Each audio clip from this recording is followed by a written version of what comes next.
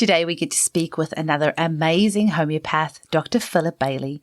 He is a classical homeopath and author of the very well-known book Homeopathic Psychology, which has been in print now for over 26 years. He's also written two other very well-known books, Carcinosinum, a clinical Materia Medica, and Lac Remedies in practice. Philip first trained in London as a medical doctor and studied homeopathy at the Royal London Homeopathic Hospital, and he also studied with George Vithoulkas and Misha, Norland. He began practicing homeopathy in England and later had a practice in Perth, Australia for 18 years. I was very bummed that unfortunately our paths never crossed in person while he was here in Perth, but it was such a huge privilege to get to interview him on the podcast.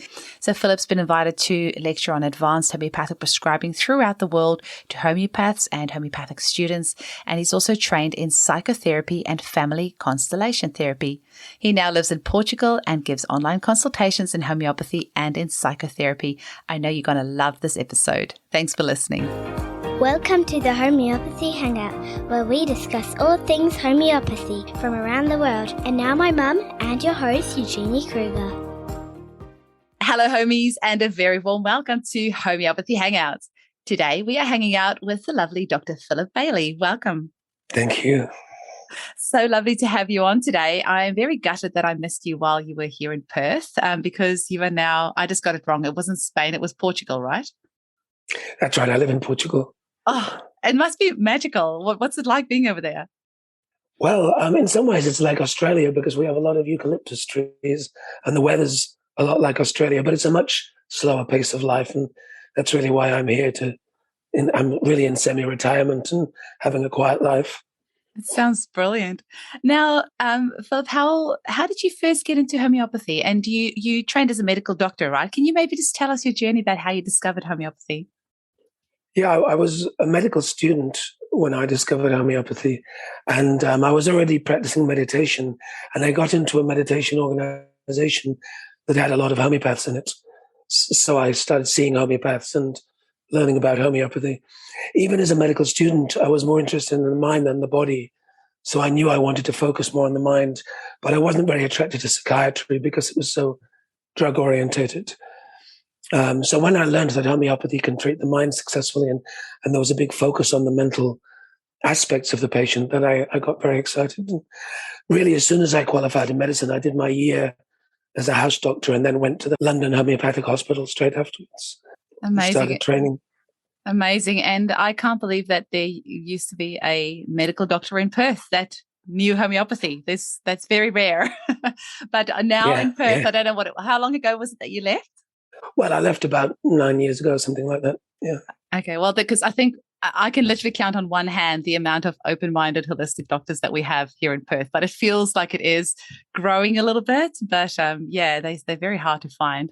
I must admit, I haven't tended to mix a lot with doctors in my career for that reason. Yeah, absolutely. So can you maybe tell us a little bit? I mean, you've had, 30, 40 years of practice behind you now? Just over 30 years, yeah. 30 years. And what's that been like for you? It's been a slow, natural journey, I guess. Slow in the sense that there's very gradual changes in the way you practice, in the way you see remedies, in the way you treat people.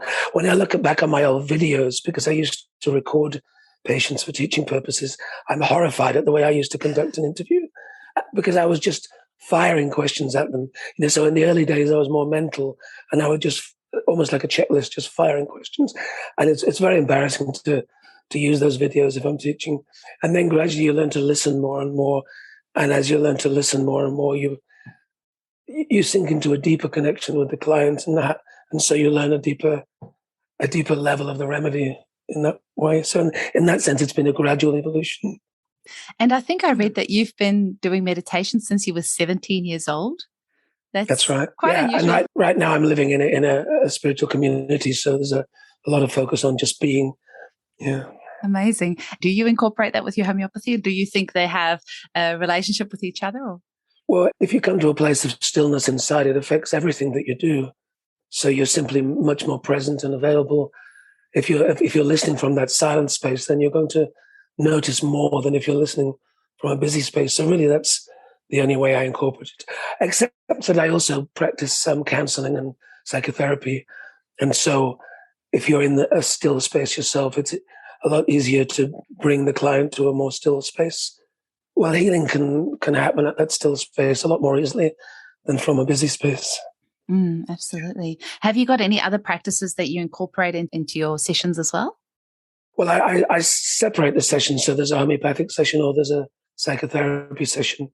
But within the psychotherapy session, I do family constellations quite a lot. I trained in Denmark and Europe in family constellation therapy. Not Denmark in Western Australia.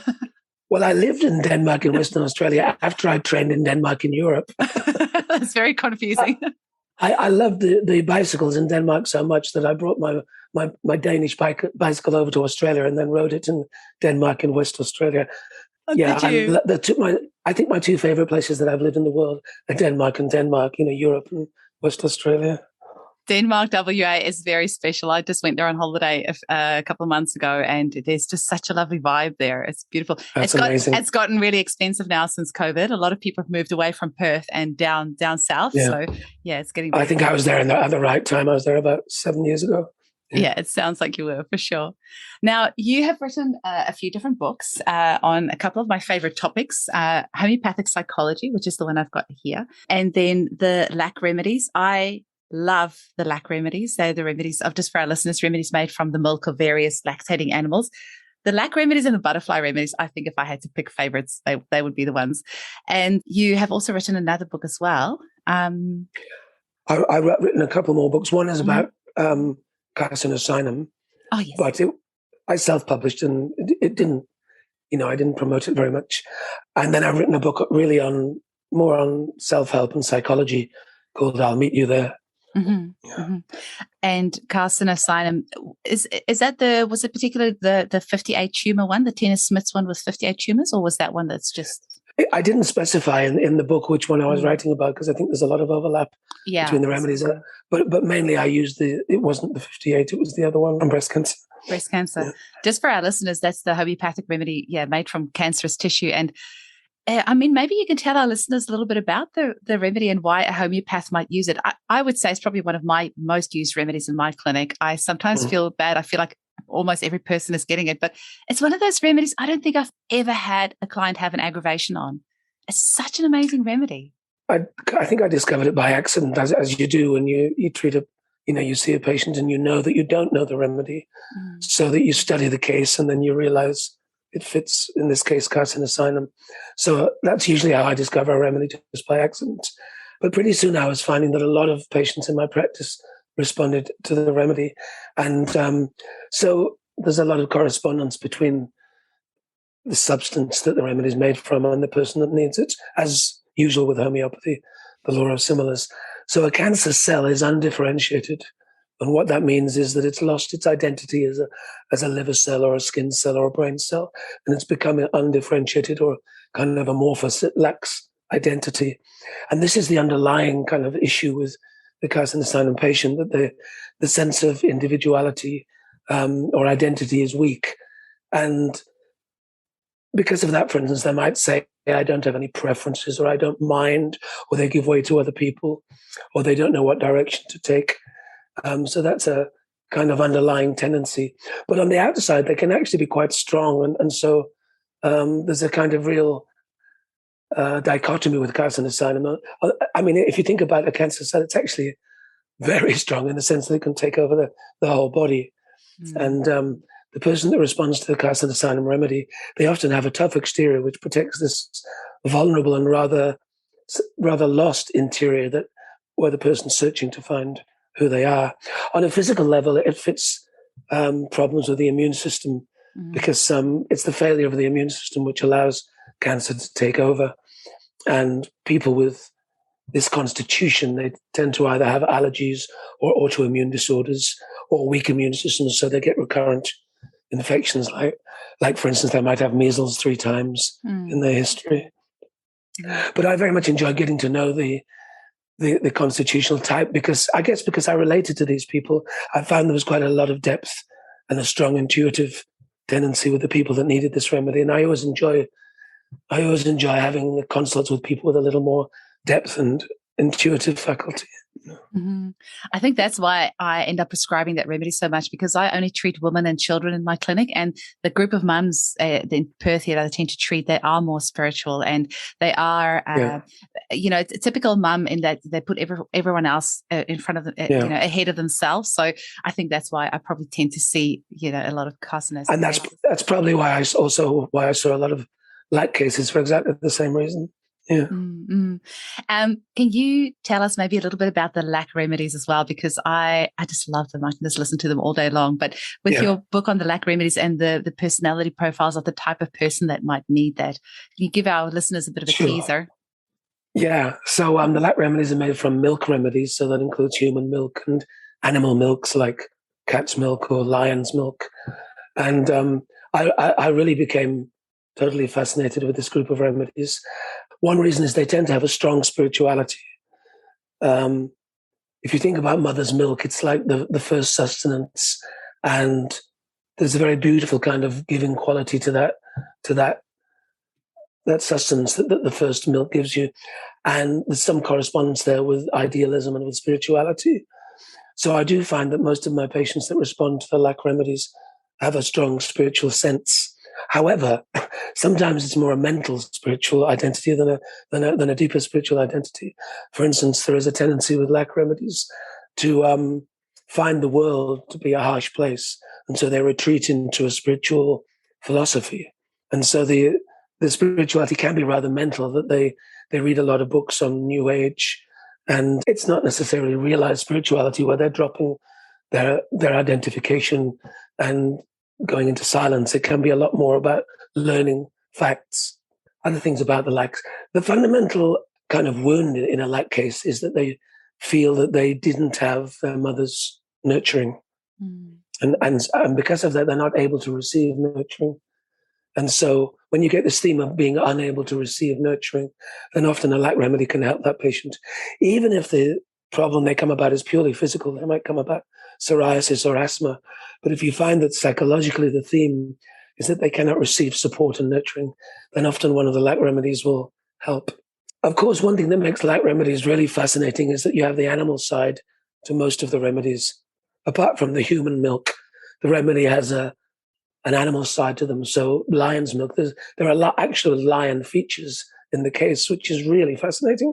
You seem to have a mixture of human qualities and lion qualities, or in the case of goat's milk, goat qualities and human qualities. And you really do see those qualities coming through quite strongly. Like, I got very interested in dolphin's milk.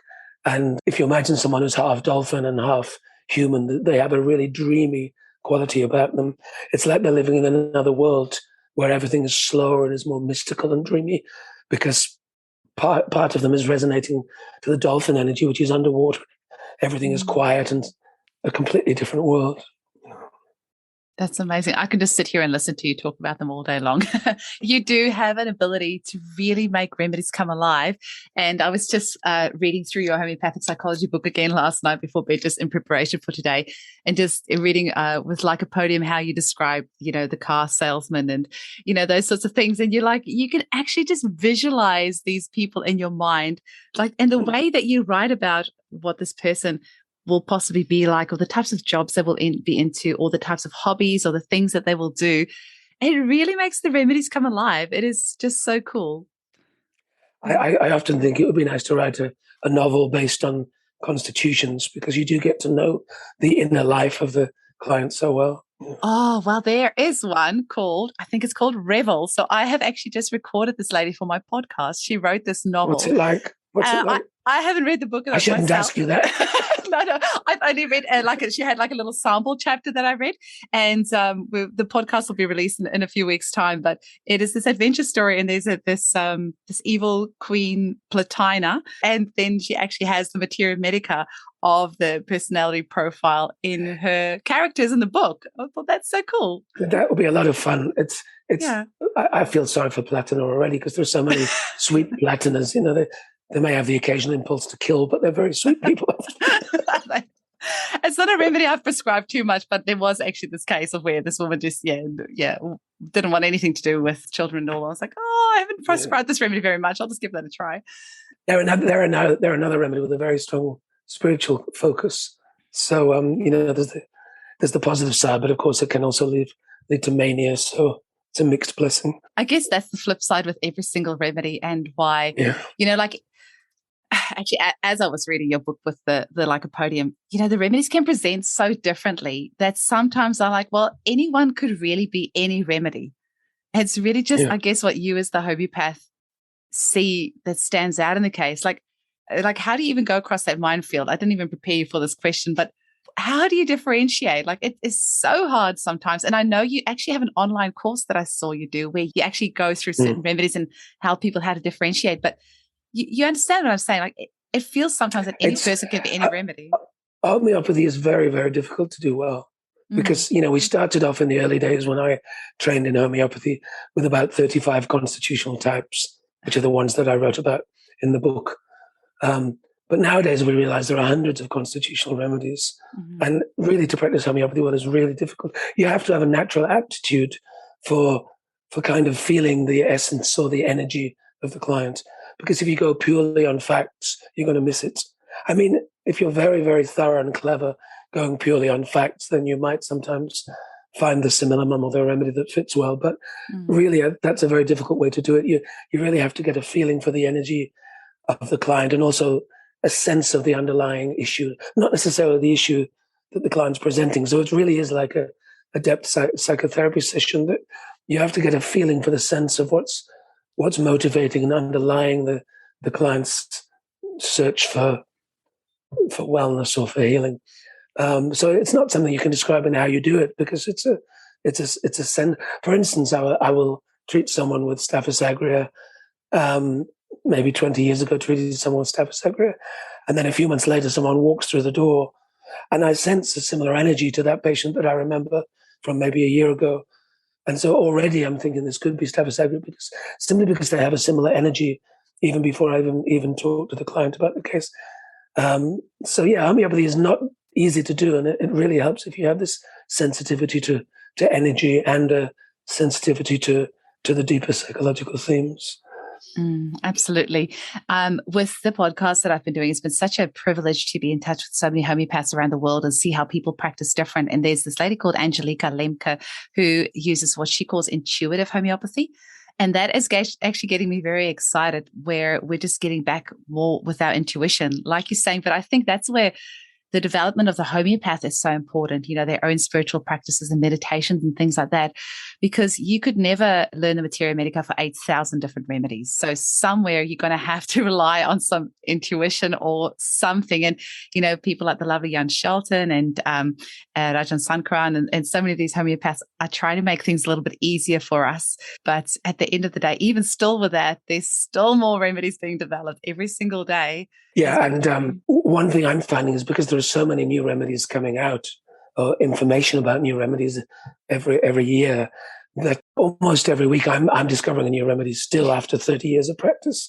But this is the wonderful thing about it. You don't actually have to know all the Materia Medica, because I take a case and pretty soon it's clear to me I do not know this remedy because I don't recognize it. Usually nowadays, after working for 30 years, I can recognize, oh yes, I've seen something like this before. And if I know I haven't seen something like the themes and the personality and the energy of this before, then I know it's a remedy I haven't learned. And so then you have this wonderful journey of study. So, even after 30 years, there's a constant study going on. And we have wonderful materials these days in studying a case. Particularly, I rely a lot on the software I have, on the Mac Repertory software. So when there's a case that I don't know, you simply start studying and keep studying until usually a penny drops. It might be after 5 minutes study or after 5 days study, but then the penny drops and a pattern emerges and you see, and it's maybe a remedy you've never even heard of, never mind used before, but then you learn that remedy, and that's why it's so exciting to be a homeopath. It really is. I'm just thinking, Philip, do you have any tips or tricks for the homeopaths listening to this? Because I think being a homeopath, I always say it's the best job in the world. I think the listeners must be sick of me saying this. I really feel it's the best job in the world because especially if you're somebody that's interested in the natural world and in people and all these sorts of things, it's like everything mashed up in one. It's so fun, but it's also very challenging. There's so many times where I doubt myself, and with all these remedies, I sometimes feel like I know nothing. And because there's just so much to learn. What sort of tips do you have for the homeopaths out there to, still be practicing 30 years later? What can they do to help themselves? I think probably one of the main things is to go in with an open mind, because it's such a trap to go in with a closed mind. And we all do it, especially in the early years, where if we know a few remedies well, then we try and fit the patient to those remedies. Oh, yeah. And so it's so important. We've all done that. Yeah. We still do that. Yeah. So I think that's the most important thing, is to try and retain an open mind, that you remind yourself you don't know what the remedy is, and until it's obvious. Even when it's clear, still keep an open mind. So that's the number one thing, because you get a lot of people that are on paper are lycopodium, or on paper are phosphorus, but really it's a completely different remedy if you go a bit deeper. I guess the other thing is not to be in a hurry.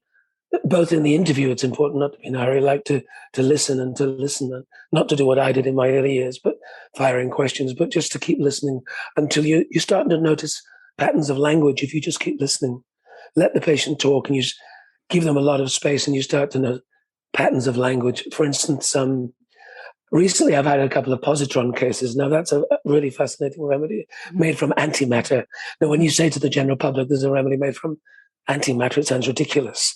And even after practicing homeopathy for 20 years, when I heard about the remedy positron, I thought it was ridiculous. I thought, come on, there's got to be a limit to what you can use as a remedy. And so I didn't use it because I thought it was ridiculous. And then I had a case where, nothing would work, and I couldn't find her. It was a case of very profound depression, really stuck depression in an older gentleman. And so I was repertorizing the case, or looking up the remedies that fit the symptoms, and positron kept coming up. So I had to look at it because I could not find a remedy that worked. And as I read the information on positron, I realized, well, it does very well, and nothing else has worked. So I gave it, and it did help his depression very profoundly. But what the point I was coming to was some of the words he used were very unusual. And it's these unusual words that the client uses, which can be such a signpost to the remedy. He was using the word trajectory, which most of my patients don't use. He was saying the trajectory of my life has not followed the trajectory that I wanted. And then about 5 years later, I have another case that I think fits positron, a woman again with a lot of depression. But before I even think of positron, she's using this word trajectory. She's saying, I can see the trajectory of things. It's like I have this sixth sense where I can see the trajectory where things are going to go. And I didn't remember the old case. I didn't think positron. But working through the case, eventually I realized positron fit, and I gave it. And again, it worked profoundly on her depression and her anxiety. Now, what's trajectory got to do with positron? Well, really the only people that use the word trajectory, or the main people that use the word trajectory, apart from ballistic missile experts, would be subatomic physicists, people that speed up electrons and protons to fantastic speeds and bombard them together, and then they give off matter and antimatter, and then you see these spirals of trajectories when the subatomic particles come off.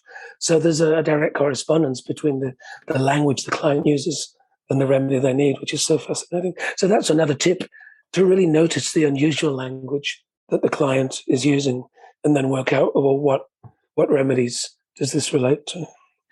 I actually find it interesting how often positronium comes up in repertorization. Like, you wouldn't think that it would come up that often, but so often I'll repertorize something and it actually comes up in I use Radar Opus. But I've got the proving of positronium. Misha Norland said he had in autumn of 1997, while facilitating a workshop with American students, Chris Kunz approached him and he said that he has got a vial containing antimatter. You cannot be serious, he exclaimed. Quite serious, he retorted, proceeding to edify me. Naturally, I said yes. So in February 1998, they made this remedy from antimatter. I mean, homeopathy is pretty amazing. Antimatter, it's incredible. It's incredible. That reminds me of another tip when you said that it comes up a lot in the repertory. It's a very important tip not to give the remedies that come at the top of the repertorization automatically, because usually I find the remedy the patient needs is one of the remedies a little way down the repertorization. So at the top, you get the common remedies, the polycrests, and the ones that recently have been extensively proved. Like, for instance, if the patient needs a bird remedy, you will get peregrine falcon coming top of the repertorization because it's so well represented in the literature. But usually that's not the remedy the patient needs. So it's a sign that they might need a bird remedy, but not that they need peregrine falcon necessarily. Absolutely. Usually I find that I go down the repertory of the top remedies coming up until I find one that I don't use much or that I'm not very familiar with. And then that's the one I start studying. Or lachesis for the snakes or tarantula for the spiders. Hey, but it's just like a little, I know that it's actually funny because now that I've got like 10 years of clinical experience under my belt, I actually find I'll do the repertorization, but I'll often give a remedy that's not even in the repertorization and do something completely different. And that's why I just love professional development and speaking with people like yourself, reading as many books as I can, because there's just so many differing, thoughts out there on prescribing. Now, I know that a lot of your work very influenced by Jan Scholten as well. You say that you really like the work that he's done. Like, how do you incorporate into your practice? And I know you say you use plant remedies, bird remedies, spider remedies. Talk to us about it all. So Jan Scholten brought out this incredible couple of books about the mineral remedies. What was incredible was that he managed to classify every element in the periodic table. So that's like nearly 100 elements in terms of remedies. So each element is a remedy. And in the periodic table, you've got rows and columns. So every single row represents a different aspect of human existence. And every column represents a different aspect of human existence. And so, for instance, you have the hydrogen row or the hydrogen series, which represents unborn or one with the universe. And it only contains 2 remedies, hydrogen and helium. And then you go to the carbon series, which represents just coming into birth and beginning to develop an ego. And so people that need these remedies made from the elements in the carbon series, the focus of their life is on developing an ego and developing sense of identity, like remedies like beryllium and lithium. And then you go down to the ferrum series or the iron series, and the focus of elements in this column is on work, is simply on getting things done. And the value in their life, what they see as the value in their life is through work. And so I was blown away when I got this book on the elements, because it's so comprehensive that literally every mineral and every element is a constitutional remedy. And there's such a lot of elegance to it, flowing from one developmental stage to another in human life. And so a lot of people felt it was so elegant, it can't possibly be true. A lot of homeopaths said it can't possibly be true, and they tried it and they said it doesn't work. But I feel that's just because they didn't try it long enough or with sufficient attention, because I just started using his book as a reference for cases where I didn't know what the remedy was and felt it could be a mineral remedy. And if the theme of the client was, for instance, artistic creativity, then I would look at the Silver Series and read Jan Scholten's remedies in the Silver Series. And very often one would strike me as fitting the case well. And so that's simply how I learned the remedies through Scholten's work, just by looking at the themes, also by repertorizing, then going to his books on the minerals and the elements. But I find it really does work. And initially the most useful thing for me with Scholten's work was identifying the common minerals, particularly the I can't remember what we call them, but the second half of the mineral, salt. So, for instance, we all learn as homeopaths how to use natrum muriaticum or sodium chloride and natrum carbonicum or sodium carbonate, but we don't learn how to use sodium iodide and sodium fluoride, sodium bromide. At least in the old days when I trained, there was very little known about these salts. So the greatest gift initially for me from Jan Scholten's work was learning how to identify bromide cases iodide cases, fluoride cases, and how to differentiate them. Nitricum cases, like, I wasn't aware of what nitricum meant until I read John Scholten. But since then, I've learned that a natrum nitricum is just as common as a natrum muriaticum. So if someone's got natrum features like holding their emotions in and being a perfectionist, they're just as likely to need natrum nitricum, which used to be a very little known remedy, as natrum muriaticum. So it suddenly hugely expanded my Materia Medica available remedies that I could use. Sometimes I would get a case that's fitted a mineral that wasn't even in John Scholten's work, but because of his work, I was able to identify it. In the early days, I had a case of a man who was very passionate and political, but also very hard and narcissistic. And I could clearly identify ammonium features and fluoride features, but John Scholten hadn't written about ammonium fluoride. And when I looked in the literature, there wasn't anything written about ammonium fluoride. But I was quite confident after learning ammoniums and fluoride remedies that this is what the client needed. So I had to go to an industrial chemist and order ammonium fluoride. I was about to ask, is there even a remedy made from it? So you actually had one made? There wasn't. Well, in those days, there wasn't. This was about 15 years ago. So I made it myself. I went and I only needed a gram of ammonium fluoride, but I had to order a kilogram of emotional fluoride from an industrial chemist. It was a highly toxic thing they used to make fertilizer and explosives. And I just took a grain of it and started triturating it and made a remedy out of it, and it really did work for the patient. So that was my first experience of purely theoretical discovery of a remedy that hadn't been written about. That was quite exciting. I'm going to have to go scour the records now and see if there were any bomb explosions in Denmark, WA, 15 years ago. Shh, don't tell anybody. And the same thing happened just recently. Now I do my cases online. And recently I had a woman in America who suffered a lot from anxiety. And by the way, although I'm mentioning a lot of these psychological cases, I do treat physical cases as well. But anyway, she suffered a lot from anxiety.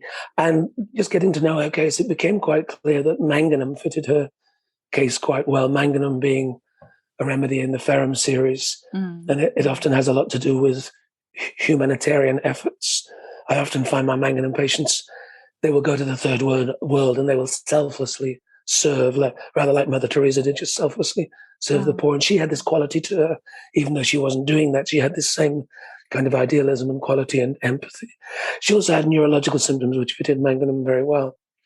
But the other side to her case was completely opposite to manganum, because it was wild and unstructured and intuitive. And to me, it was quite clearly fitted bromium, that it was mystical and full of guilt and full of loose boundaries.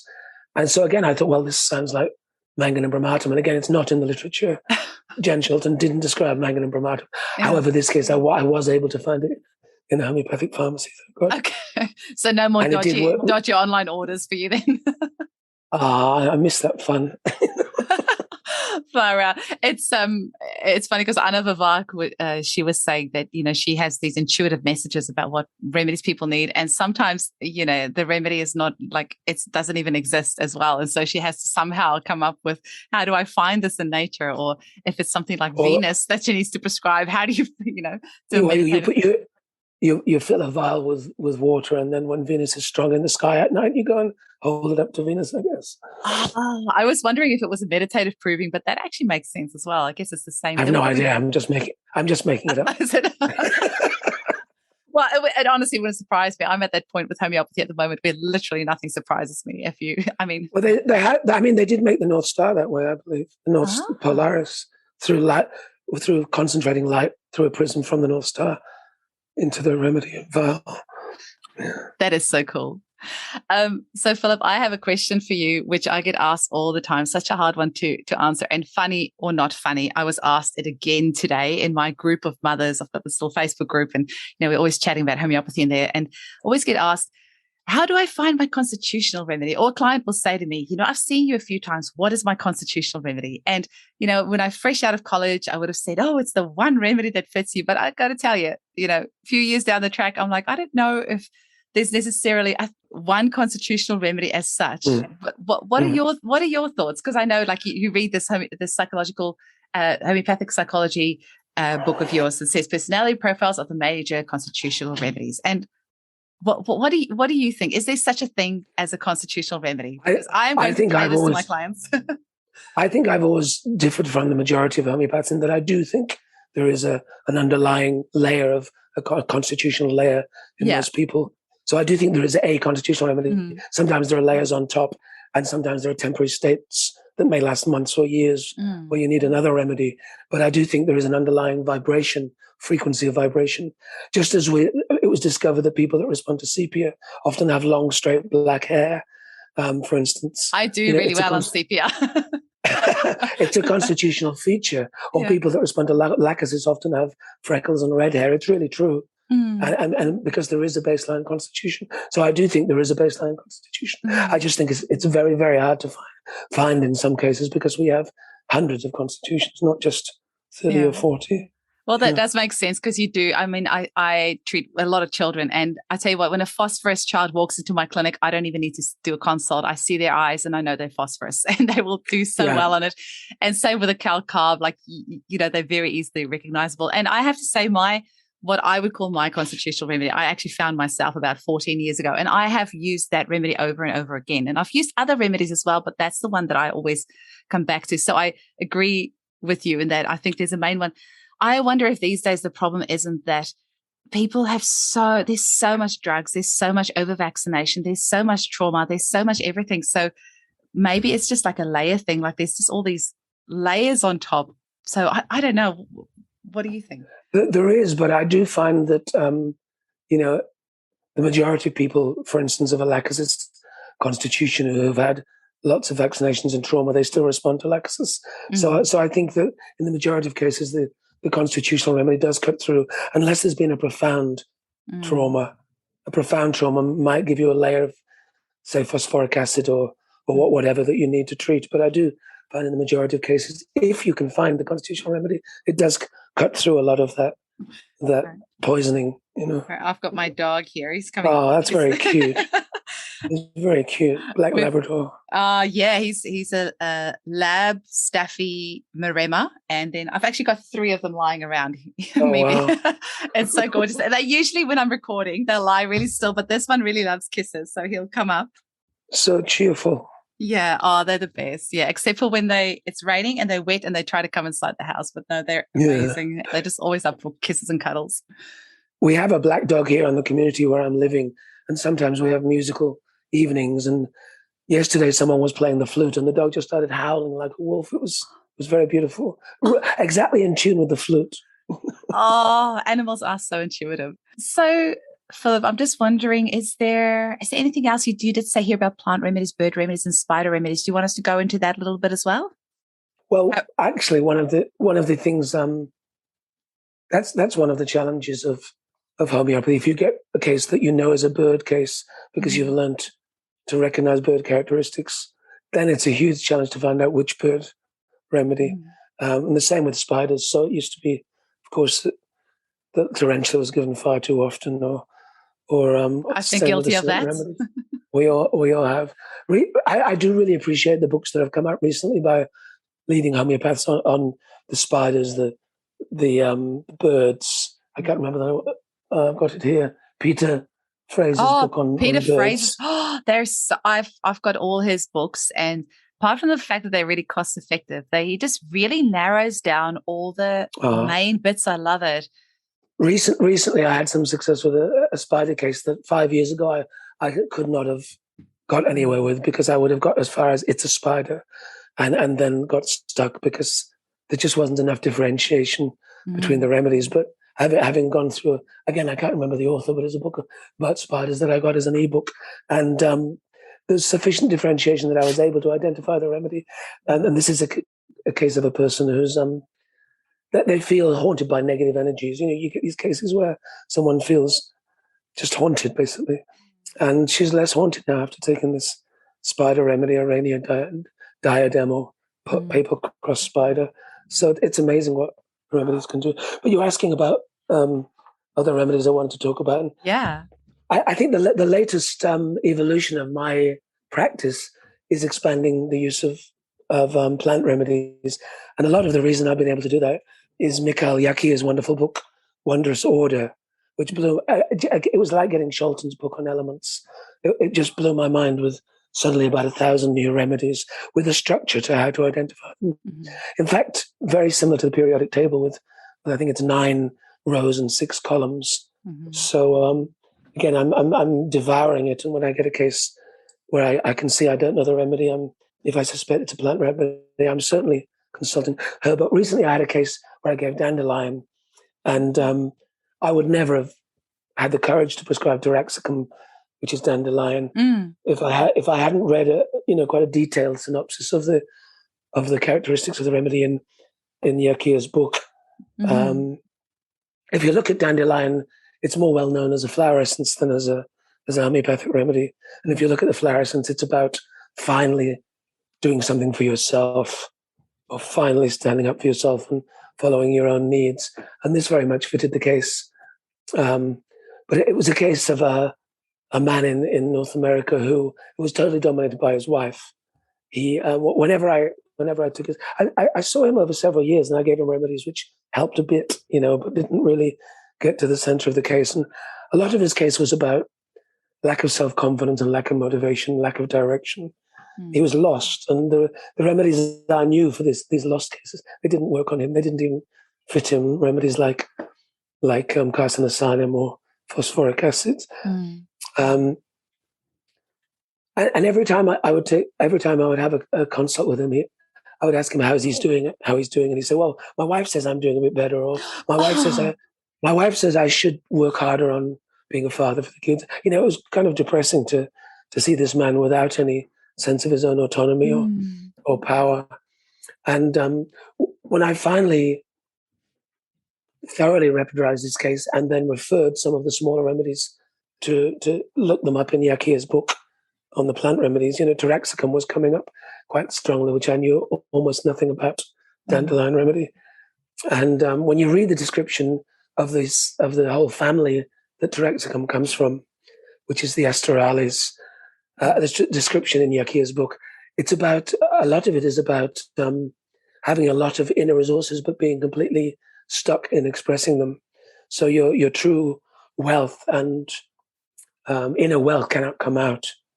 And it's often to do with a lack of relationship to the father or domination by the father. And this man had such a terrible relationship with his father that if he was in the city and he saw his father coming towards him, he'd cross over to the other side of the street.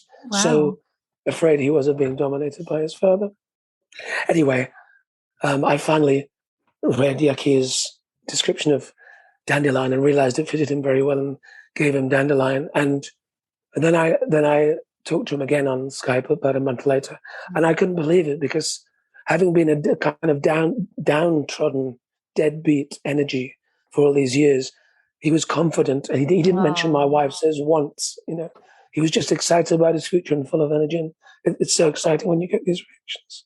That's absolutely amazing. So, Philip, can you tell us a little bit about how people can get hold of you if they want to make a booking or find out about your work or purchase some of your books? So the easiest way is to go to the website, and you can read all about me and what I have to offer, read about my books, and also there's an email address at the website that they can use to contact me if they want to have a consultation, either homeopathic or psychotherapy consultation. So the website is www.drphilipbailey.net, and the doctor is DR and the Philip is 1L, so drphilipbailey.net. Oh yes, a 25% discount for people that mention within the next couple of months, mention that they heard about me and my consults through the podcast. Okay, so let's say in July?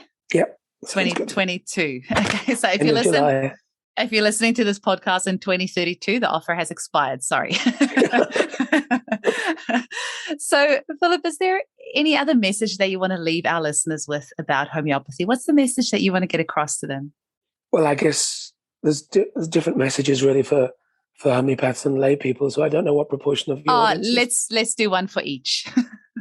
Yeah. So for homeopaths, I would say never give up. There's always a remedy out there that works for the patient, and just never give up researching that case until you find a remedy that will help. And for listeners, I guess the message is that homeopathy is extraordinarily powerful and effective when you find the right remedy. So if you're not finding that, then perhaps find another homeopath. Yeah, absolutely. Yeah. And give that homeopath a chance as well. Like, I Absolutely. always say It can after 30 years, it can still take me a few prescriptions before I find a remedy that helps. Yeah, and there's so many factors to that. Some people will just give you more information than others. Some people just have more work to do than others. But it's funny because in a different Facebook group today, I saw a lady give away her 30 homeopathic remedy kit. She said she's tried homeopathy. She's gone for a consultation, hasn't helped. So she's giving up on it. I'm like, really? If that was a medical doctor that gave you a prescription, didn't work, you wouldn't write off, mainstream media. You would probably go back to that same doctor several times and then to several other doctors before you write off mainstream. Sorry.